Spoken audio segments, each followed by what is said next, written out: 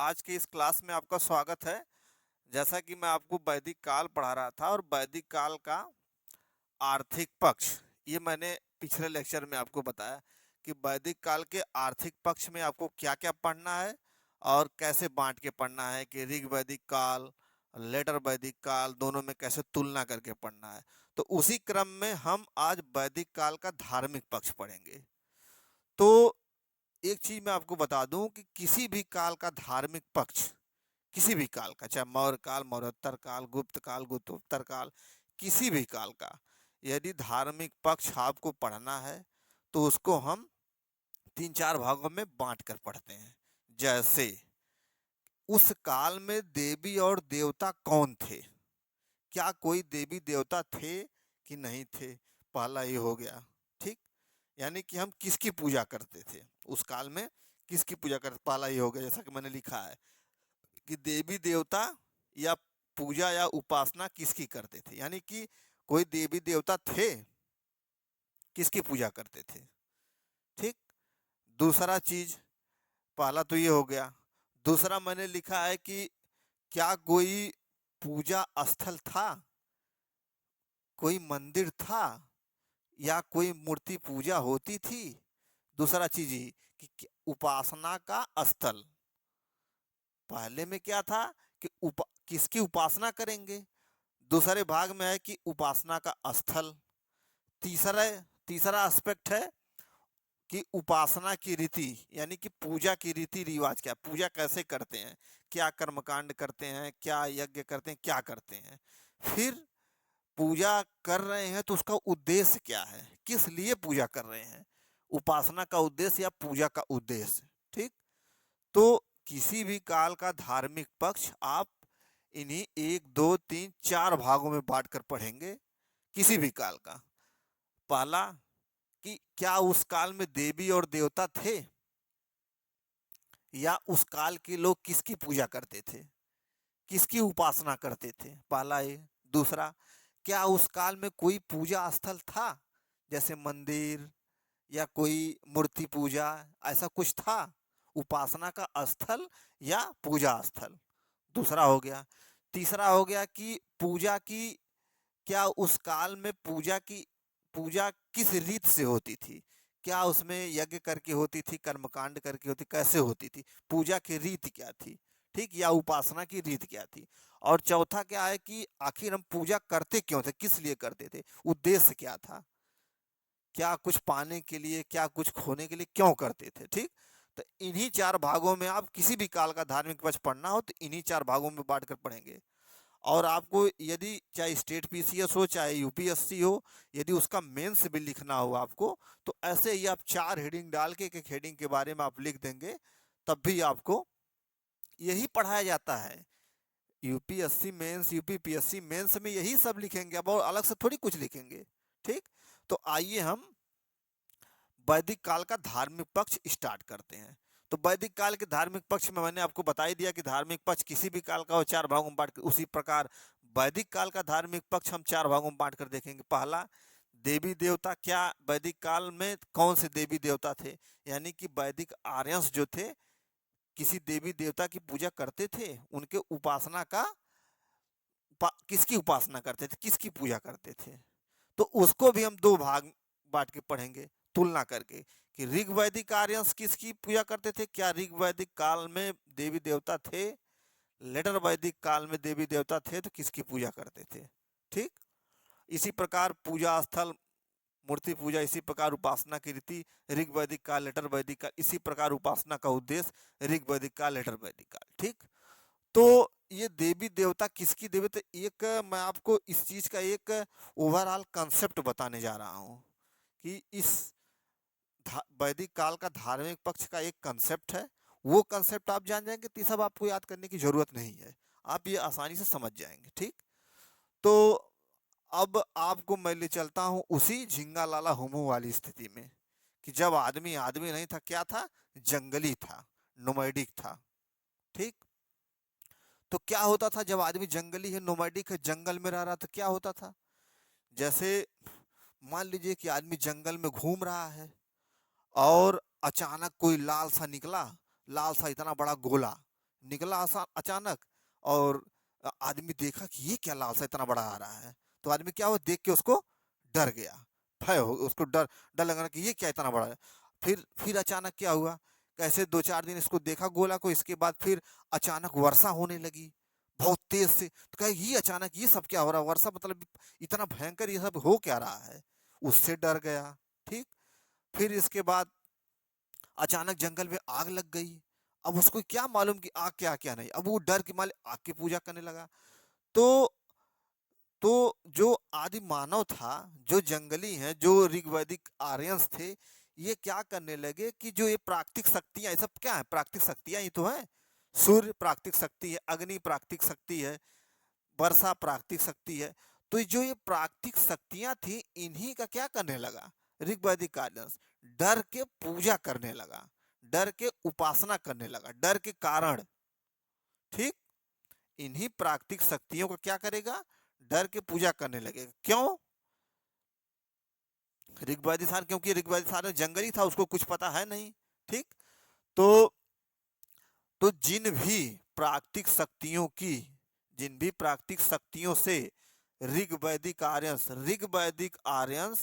जिन भी प्राकृतिक शक्तियों से डरेगा, उसकी क्या करने लगेगा, पूजा करने लगेगा। ठीक। और जैसे लाल गोला निकला, तो उसको वो क्या कहेगा बाद में उसको, कि ये सूर्य देवता हैं। पानी बरसा तो ये कहेंगे ये जल के देवता हैं। इसके बाद आग लग गई, उसको देखेगा ये अग्नि देवता हैं। तो पहले तो डर के पूजा करेगा, उनकी उपासना करेगा। धीरे धीरे धीरे इन्हीं प्राकृतिक शक्तियों का जब आगे और आगे, ऐसे डरते डरते आगे और क्या करेगा, इन्हीं प्राकृतिक शक्तियों का मानवीयकरण कर देगा। अर्थात मानवीकरण का मतलब क्या, मानवीकरण का मतलब इन्हीं प्राकृतिक शक्तियों के पीछे एक आदमी को बैठा देगा, कि शंकर भगवान ऐसे थे। ठीक। कि अग्नि देवता ऐसे थे, जल के देवता ऐसे थे। ठीक। तो और बाद में शंकर भगवान की तस्वीर भी बना देगा। ठीक। तो मैंने क्या आपको बताया, मैंने आपको बताया कि ऋग्वैदिक आर्यंस जंगली थे। वो जिन भी प्राकृतिक शक्तियों की डर से पूजा करने लगे, प्राकृतिक शक्तियों क्या करने, डर से पूजा करने लगे। ठीक। तो कई देवता हो गए, सूर्य देवता, अग्नि देवता, जल देवता, तमाम देवता होने लगे। तो इससे क्या पता चलता है, तमाम देवताओं जब होने लगते, इससे क्या हम कह सकते, जब तमाम देवता, हमारे देवता ज्यादा देवता है, तो क्या हो सके, यानी कि बहुदेववाद। यहीं से बहुदेववाद की शुरुआत हो जाएगी। यही बहुदेववाद है। बहुदेववाद मतलब बहुत से देवता, यानी कि तमाम देवता आपको मिल लेंगे यहाँ पे। ठीक। तो यहाँ से अच्छा, ऋग्वैदिक काल में बहुदेववाद की शुरुआत, ऋग्वैदिक काल में बहुदेववाद की, हालांकि कहीं कहीं एकेश्वरवाद भी, लेकिन लगभग मुख्य रूप से क्या था ऋग्वैदिक काल में, बहुदेववाद था, क्योंकि बहुत से देवता थे। ठीक। और लेटर वैदिक काल में आप जाएंगे तो एकेश्वरवाद, जैसे उपनिषदों में एकेश्वरवाद का वर्णन है। यहाँ पे लेटर वैदिक काल में उपनिषदों में आपको एकेश्वरवाद मिलेगा। ठीक। तो आपको मैंने अभी बताया कि ऋग्वैदिक आर्यंस जो थे, जंगली थे, और जिन भी प्राकृतिक शक्तियों से वो डरेंगे, उनकी उपासना करने लगेंगे, पूजा करने लगेंगे, जैसे जल, अग्नि, सूर्य, ये तमाम देवता हैं। ठीक। फिर उनका क्या करेंगे, आगे चल के मानवीकरण कर देंगे, यानी कि उनके पीछे एक आदमी को बैठा देंगे कि सूर्य के देवता ये हैं। और आगे चल के क्या फोटो वोटो बकायदे तैयार कर देंगे कि शंकर भगवान ये हैं, लीजिए। ठीक। तो अच्छा, इतने प्रकार के ये चीज तो मैंने आपको बता। अब बहुदेववाद की शुरुआत भी है, क्योंकि बहुत से देवता हैं। ठीक। तो और लेटर वैदिक काल में आप जाएंगे तो उपनिषदों में एकेश्वरवाद महत्वपूर्ण हो जाता है। ऋग्वैदिक काल में बहुदेववाद, मुख्य रूप से बहुदेववाद था। लेटर वैदिक काल में मुख्य रूप से एकेश्वरवाद है। एकेश्वरवाद का वर्णन कहाँ है, उपनिषदों में है। ठीक। तो अब यहाँ पे आपको ढेर सारे देवता मिल गए। मैंने आपको बताया कि ढेर सारे देवता हो गए। तो उन ढेर सारे देवताओं को तीन कैटेगरियों में इन्होंने बांट दिया। ढेर सारे देवताओं को तीन कैटेगरियों में बांट दिया। पृथ्वी के देवता, आकाश के देवता और अंतरिक्ष के देवता। ठीक, तो इन तीन कैटेगरी में उन्होंने बांटा, पृथ्वी के, आकाश के और अंतरिक्ष के देवता। ठीक, लेकिन इन सभी देवताओं में तीन देवता बहुत ही महत्वपूर्ण थे। अब आप सोच रहे हैं कि कैसे ये पता चला कि ये कौन से देवता बहुत महत्वपूर्ण है, ये कैसे पता चल गया? इतने देवताओं में तीन देवता बहुत ही महत्वपूर्ण थे। किस काल में? ऋग वैदिक काल में तीन देवता बहुत ही महत्वपूर्ण थे। तो ये कैसे पता चला भाई कि बहुत महत्वपूर्ण थे? ऋग्वेद में उन देवताओं का बार बार जिक्र हुआ है। जैसे वो तीन देवता जो महत्वपूर्ण थे, कौन कौन थे? नंबर एक पे क्या थे? इंद्र, सबसे महत्वपूर्ण देवता। यहाँ पे मैंने लिखा प्राकृतिक शक्तियों की पूजा, फिर यहाँ पे लिखा सबसे महत्वपूर्ण देवता। तो सबसे महत्वपूर्ण देवता ये हमको कैसे पता चलता है? जैसे इंद्र, इंद्र को हम कहते हैं बहुत ही महत्वपूर्ण देवता थे। क्यों? क्योंकि इंद्र के नाम, इंद्र के लिए 250 सूक्त, ऋग्वेद में इंद्र के लिए 250 सूक्त का वर्णन है। 250 सूक्त किसके लिए है? इंद्र के लिए है। इसलिए यानी कि इंद्र का जिक्र बार बार आया है, तो ये क्या हो जाएगा? सबसे महत्वपूर्ण हो जाएगा। ठीक, इसके बाद अग्नि, अग्नि के लिए 200 सूक्त हैं, तो ये भी महत्वपूर्ण हो जाएगा। इसी प्रकार वरुण, वरुण के लिए भी। ठीक, अच्छा, ये तीन देवता महत्वपूर्ण हैं। तो अभी इन तीन देवताओं के बारे में थोड़ा जान लीजिए, क्योंकि ये तीन महत्वपूर्ण है, इसे क्वेश्चन बार बार आते हैं। ठीक, तो सबसे पहले इंद्र, तो इंद्र का नाम आप जानते ही हैं। अच्छा, इंद्र के बारे में एक चीज जानिए आप, चूंकि ऋग वैदिक आर्य जंगली थे, मारपीट करते थे, तो आप सीरियलों में देखे होंगे कि इंद्र भगवान बहुत जल्दी गर्म हो जाते हैं, गुस्सा हो जाते हैं। उनको देखते होंगे आप सीरियल में, टीवी के सीरियल में आप इंद्र भगवान को देखे होंगे, बहुत जल्दी गर्म हो जाते हैं, गुस्सा हो जाते हैं इंद्र भगवान। ठीक, देखे होंगे आप सीरियल में। तो अच्छा, बहुत जल्दी गर्म हो जाते हैं। ये इंद्र किस काल के हैं? ऋग वैदिक काल के। ऋग वैदिक काल कौन सा काल, किस, क्या था, कौन सा था? जंगली थे। तो जंगली लोग क्या हैं? बहुत जल्दी गर्म हो जाते हैं जंगली लोग।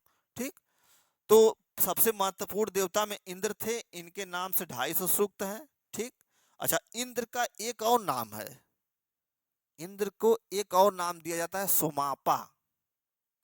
क्यों? क्योंकि ये सोम रस का सेवन करते थे, इसलिए इनको सेवन क्या कहें, सोम रस का पान करते थे, इसलिए इनको सोमापा कहते हैं। ठीक, और एक होता है सोम रस, तो एक होता है सूरा। सूरा किसका, सूरा कौन सेवन करता? सूरा का कौन सेवन करता था? असुर लोग। हालांकि सोम रस और सूरा में कोई अंतर नहीं है। जिसको असुर लोग सेवन करेंगे उसको हम सूरा कहेंगे, और जिसको इंद्र या देवता लोग करेंगे उसको हम सोम रस कहेंगे। ठीक, तो सोमापा किस लिए इंद्र भगवान को कहते थे? क्योंकि सोम रस का सेवन करते थे। ठीक, अच्छा, इंद्र भगवान को और क्या कहते थे? पुरंदर। इंद्र जी का ही दूसरा नाम है पुरंदर। अब पुरंदर का अर्थ है कि किलों को तोड़ने वाला, यानी इंद्र भगवान मार काट पीट करते थे। किला, किला जानते हैं ना, किले को तोड़ने वाले इंद्र भगवान थे। अब मैंने, जैसा कि मैंने आपको बताया कि सीरियल में इंद्र भगवान हमेशा आपको देखते गुस्से में ही नजर आते थे सीरियल में। ठीक, तो इंद्र भगवान को किलों को तोड़ने वाला कहा जाता था, इसलिए इसका नाम पुरंदर भी था। ठीक, अच्छा, ये तो इंद्र भगवान संबंधित है। ठीक, दूसरा, आपको ये चीज समझ में आ गई होगी कि सबसे महत्वपूर्ण देवता ये लोग क्यों हैं? क्योंकि इनका जिक्र ऋग्वेद में बार बार है। इनके लिए 250 सूक्त, इनके लिए 200 सूक्त, इनका भी जिक्र है। ठीक, तो दूसरा देवता है अग्नि, इनके लिए 200 सूक्त है। ठीक, तो अग्नि देवता इतना क्यों महत्वपूर्ण है? एक तो इनके लिए 200 सूक्त है, इसलिए महत्वपूर्ण है, इसलिए महत्वपूर्ण देवता हो गए। दूसरा, ये अग्नि देवता करते क्या थे? इनका इनका क्या काम था? ये थे कि जैसे मनुष्य और भगवान के बीच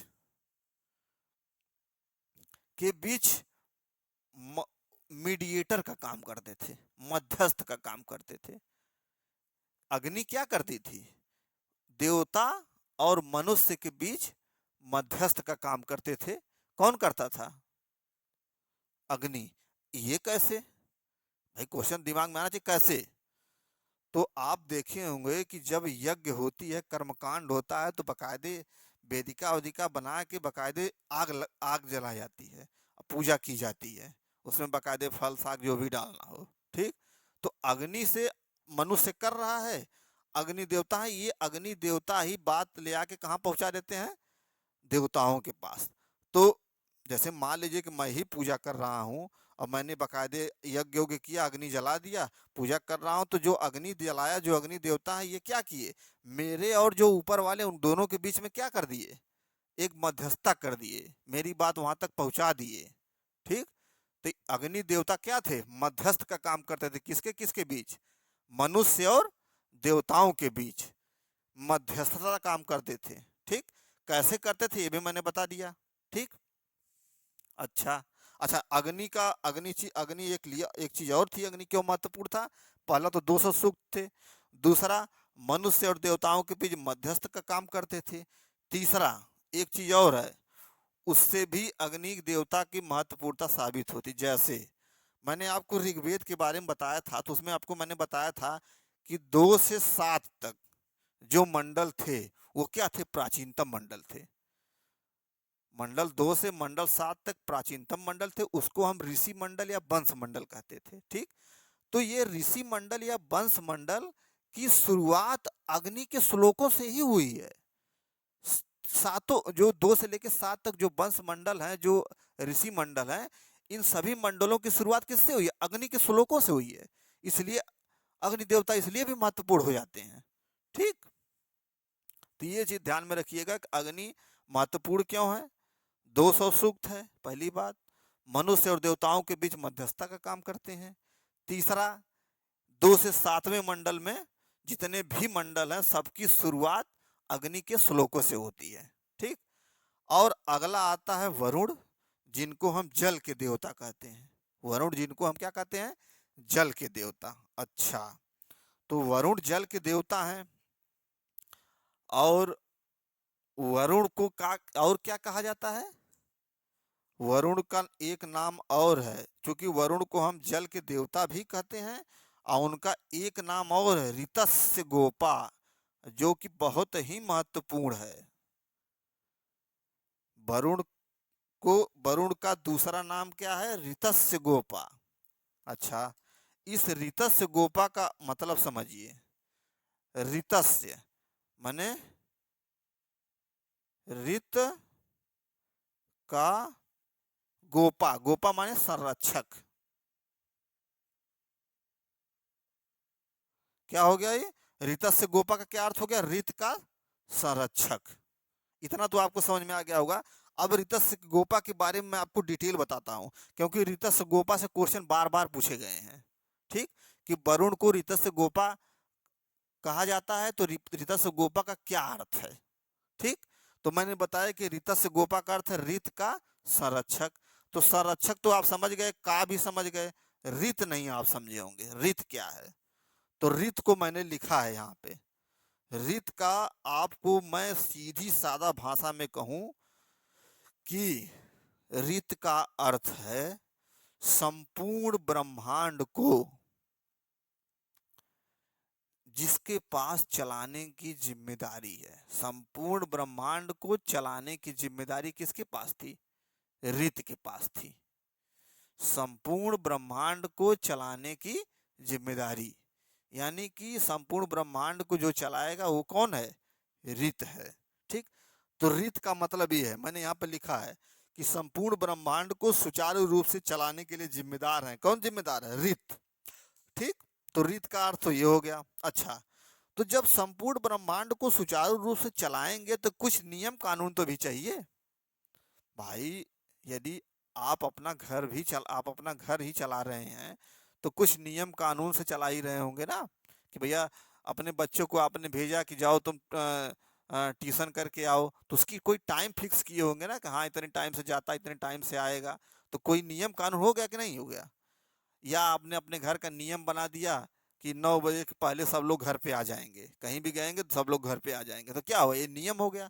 तो इसी प्रकार संपूर्ण ब्रह्मांड को चलाने के लिए जो जिम्मेदार थे वो कौन था, ऋत था। तो संपूर्ण ब्रह्मांड को चलाने के लिए कुछ नियम कानून चाहिए, कुछ व्यवस्थाएं चाहिए। तो वो दो व्यवस्थाएं थी, एक थी नैतिक व्यवस्था, एक थी प्राकृतिक व्यवस्था, नेचुरल और मोरल। ठीक, तो यहाँ पे मैंने लिखा है एक प्राकृतिक व्यवस्था थी, एक नैतिक व्यवस्था थी। तो प्राकृतिक व्यवस्था में आप प्राकृतिक अ, सीधे से नेचुरल समझ लीजिए। तो प्राकृतिक में पृथ्वी, सूर्य, चंद्रमा, तारे, ये सब क्या है, ये प्राकृतिक व्यवस्था है। भाई आपको अगर आपको उजाले में आपको विटामिन डी लेनी है तो सूर्य भगवान हैं। तो ये क्या हो गई, प्राकृतिक व्यवस्था हो गई। लेकिन एक व्यवस्था और थी, वो क्या थी, नैतिक व्यवस्था। तो नैतिक व्यवस्था क्या है कि जैसे पृथ्वी पर जो मनुष्य है, जो पृथ्वी पर समाज है, उसको चलाने के लिए कुछ नैतिक आदेश चाहिए, कुछ नैतिक मूल्य चाहिए। अच्छा, नैतिक का मतलब क्या है कि जो करणीय है, जो करने योग्य है, वो चीज नैतिक है। जो करने योग्य है वो नैतिक है। तो यहाँ पे मैंने लिखा है कि पृथ्वी पर समाज को चलाने के लिए नैतिक आदेश, यानी कि नैतिक आदेश, यानी कि जो करने योग्य व्यवस्था है वो नैतिक व्यवस्था है।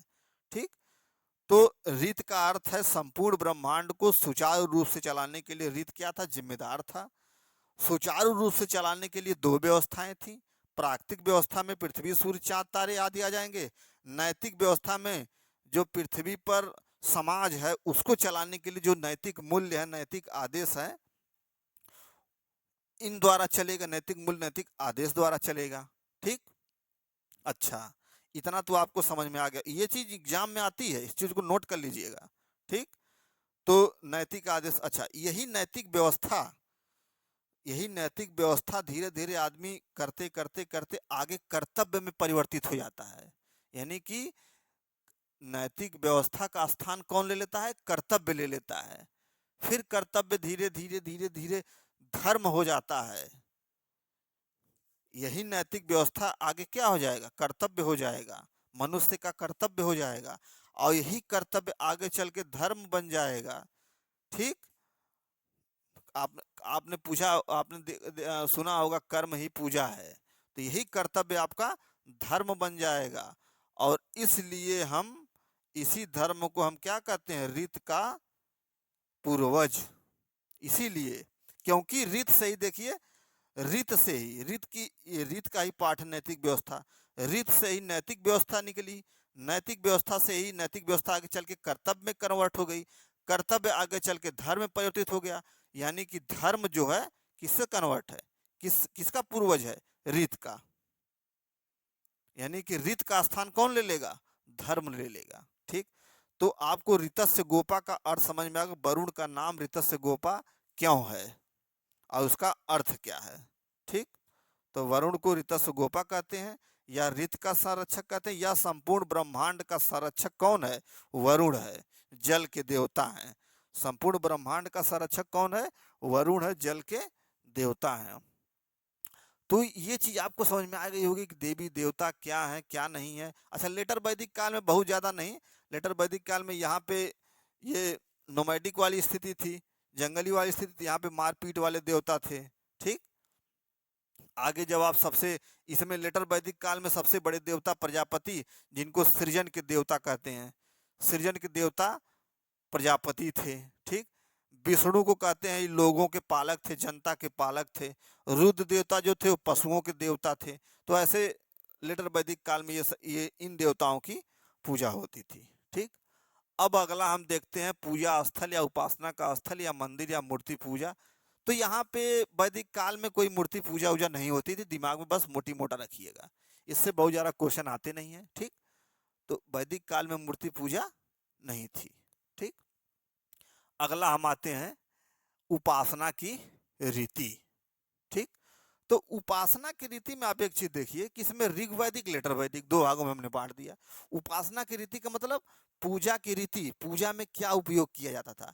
आखिर हम पूजा कर रहे हैं तो कैसे कर रहे हैं, क्या उसमें क्या कर्मकांड कर रहे हैं, क्या यज्ञ कर रहे हैं, यज्ञ में क्या कर रहे हैं। ठीक, तो आइए पहले ऋग वैदिक में देखते हैं। तो ऋग वैदिक में आपको मैं ऋग्वेद जब पढ़ा रहा था तो उसमें मैंने बताया था कि ऋग्वेद में क्या है, देवताओं के लिए प्रार्थनाएं हैं, स्तुतियां हैं। तो प्रार्थना और स्तुतियां करके ऋग्वैदिक आर्यंस देवताओं की पूजा करते थे। ठीक, थोड़ा बहुत कर्मकांड भी होता था, यानी कि यज्ञ भी होता था, और यज्ञ बहुत सरल हुआ करता था, छोटा मोटा। यहाँ पे आपने एक अग्नि वेदिका बनाई, इसमें यज्ञ किया, मतलब यज्ञ बहुत कम होता था, लेकिन जो होता था वो बहुत सरल होता था। सरल क्यों? क्योंकि यहाँ पे यज्ञ में बलि के रूप में क्या दी जाती थी, फल फूल साग जौ आदि बलि के रूप में इसमें दिया जाता था। यहाँ पे कोई पशु बलि नहीं थी, ऋग वैदिक काल में कोई पशु बलि नहीं थी, क्योंकि कर्मकांड ही बहुत कम, मतलब ना के बराबर था। जो था वो बहुत सरल था। जैसे ये यज्ञ वेदिकाएं बना के, अग्नि वेदिकाएं बना के यज्ञ करते थे। यज्ञ में क्या करते थे, साग फल फूल जौ ये सब उसमें बलि के रूप में यूज करते थे, लेकिन पशुओं की बलि नहीं होती थी। ऋग वैदिक काल में पशुओं की बलि नहीं होती थी, ये चीज नोट किए रहिएगा। ठीक, एक बार इसको मैं पढ़ देता हूँ। ऋग वैदिक काल प्रार्थनाएं या स्तुतियां, कर्मकांड बहुत सरल होते थे। कर्मकांड होते कैसे थे, अग्नि वेदिकाएं बनाकर जिसमें यज्ञ होता था, यज्ञ में बलि के रूप में साग फल फूल जौ आदि किया जाता था, लेकिन पशु बलि नहीं थी। और आगे यही जो यज्ञ होता था, यही जो वेदिकाएं थी, इसको क्या कर दिया जाएगा, काफी जटिल कर दिया जाएगा। ढेर सारा यज्ञ होगा, ढेर सारी पशु बलि होगी, और राज्याभिषेक के लिए राजसूय यज्ञ होगा, अश्वमेध यज्ञ होगा, तमाम यज्ञ शुरू हो जाएंगे, और यज्ञों में पशु बलि, ढेर सारी पशु बलि दी जाएगी। ठीक, तो लेटर वैदिक काल में पशु बलि बहुत ज्यादा थी। ठीक, तमाम यज्ञ थे, जैसे राजाभिषेक के लिए राजसूय यज्ञ मैंने आपको बताया था, अश्वमेध यज्ञ होता था। ठीक, तो बस उपासना की रीति में ही जानना है कि यहाँ पे केवल प्रार्थनाएं स्तुतियां थी, थोड़ा बहुत कर्मकांड था, बलि उली थोड़ी बहुत साग फल फूल की दी जाती थी। यहाँ पे बलि पशुओं की दी जाती थी। यहाँ पे जो यज्ञ होता था बहुत जटिल हुआ करता था, यहाँ पे तमाम यज्ञ होते थे, अब पशु बलि ज्यादा दी जाती थी। ठीक, अब आपको लास्ट इसमें है कि जो ये लोग ऋग वैदिक आर्यन लेटर वैदिक आर्यन जो पूजा करते थे, आखिर पूजा करते क्यों थे, क्या चाहते थे, वो देवताओं से क्या चाहते थे। तो इसको भी हम दो भाग में बांट के पढ़ेंगे, उपासना का उद्देश्य या पूजा का उद्देश्य, ऋग वैदिक काल लेटर वैदिक काल। तो एक ही शब्द में बोलूं तो ऋग वैदिक आर्यन जो थे वो इहलौकिक, यहाँ पे जो पूजा का उद्देश्य था वो क्या था, इहलौकिक था। ऋग वैदिक आर्यंस के लिए पूजा का उद्देश्य इहलौकिक था, और लेटर वैदिक आर्यंस के लिए पूजा का उद्देश्य पारलौकिक था। ठीक, अब इहलौकिक के बारे में मैं आपको बता देता हूँ। जैसे जैसे आप पूजा वूजा तो करते ही होंगे, पूजा तो आप करते ही होंगे, तो आप पूजा करते होंगे तो देवताओं से कुछ मांगते होंगे, भगवान से कुछ मांगते होंगे कि भगवान मुझे सुंदर सी अच्छी सी कन्या मिल जाए जिससे मैं शादी कर लूँ, मेरे पास धन दौलत हो जाए, रेंज रोवर हो जाए, तमाम गाड़ियाँ हो जाएं, मैं हमेशा जवान ही रहूं। ये तमाम चीज़ें आप मांगते होंगे, लेकिन मिलती नहीं होंगी, ये भी बात है। कहते होंगे कि यूपीएससी में मुझे पास कर दिया जाए, किसी तरह से यूपीएससी, भगवान किसी तरह मेरा यूपीएससी निकलवा दीजिए। ये तमाम चीज़ें आप मांगते होंगे। तो ये क्या है, ये सब चीज़ क्या है, मुझे धन दे दीजिए, मुझे मेरा यौवन बरकरार रहे, मैं बूढ़ा ना हूँ, ये सब क्या है, ये इहलौकिक बातें हैं। यानी कि आप ईश्वर से क्या मांग रहे हैं, इहलौकिक चीजें मांग रहे हैं। जैसे आप कहेंगे मुझे पुत्र पैदा हो, मुझे ढेर ढेर सारी गायों की प्राप्ति हो, तो उसी प्रकार ऋग वैदिक आर्यंस यौवन मांगते थे, यानी कि वो मांगते थे कि मैं बुढ़ा ना हूं, गाय की प्राप्ति मांगते थे कि मुझे गाय ज्यादा मिले, हे भगवान मुझे गाय ज्यादा मिले, पुत्र प्राप्त हो, ठीक, धन हो, तमाम चीजें हो। तो ये ऋग वैदिक आर्यंस थे, इनका जो उद्देश्य था इहलौकिक था, और लेटर वैदिक आर्यंस का उद्देश्य पारलौकिक था। एक ही भाषा में अगर बोलूं मैं तो मोक्ष, मोक्ष, मुझे मोक्ष, ये सारे जो संसार के सारे सुख दुख जो हैं, इससे मुझे संसार के मोह माया से मुझे छुटकारा प्राप्त हो, मोक्ष। ठीक। तो मोक्ष का उपनिषदों में ज्यादा वर्णन है, मोक्ष के बारे में। ठीक। तो ये सब आपका हो गया। ये चीज रीता से गोपा, एक बार इसको आप ध्यान दीजिएगा। और कैसे आप इसको याद करेंगे, कैसे कंसोला, बस वही आदमी नोमैडिक, जंगली, प्राकृतिक शक्ति, डर के मारे प्राकृतिक शक्तियों की पूजा। ठीक। बहुदेववाद, तमाम देवता, बहुदेववाद, थोड़ा बहुत ऋग्वैदिक काल में एकेश्वर दिखता है, लेकिन लेटर वैदिक काल में आपको उपनिषदों में एकेश्वरवाद मुख्य मुख्य हो जाएगा। ठीक। और ये सब चीजें मैंने आपको बताया। ठीक। अब मुझे नहीं लगता है कि अब आपका कोई क्वेश्चन इससे बाहर जाएगा। ठीक। क्योंकि ये मैं आपको सभी all state PCS, UPSC, one day exam, ये सभी में महत्वपूर्ण है। ये नहीं कि कोई एक एग्जाम, इसीलिए थोड़ा लेक्चर ज़्यादा हो जा रहा है। आप अभी लेक्चर देखेंगे मेरा तो 40-40 के आसपास हो गया है। अभी आधी एंशियंट हिस्ट्री अभी आधी भी नहीं खत्म हुई है। ठीक। तो आप लेक्चर को देखिए, कंसेप्टलाइज करिए, चिंतन मनन करिए, क्वेश्चन सॉल्व करिए, क्वेश्चन ना सॉल्व हो तब बताइए। ठीक। तो अगला हम बताएंगे वैदिक काल का सामाजिक पक्ष। तो मिलते हैं अगले लेक्चर में। Thank you.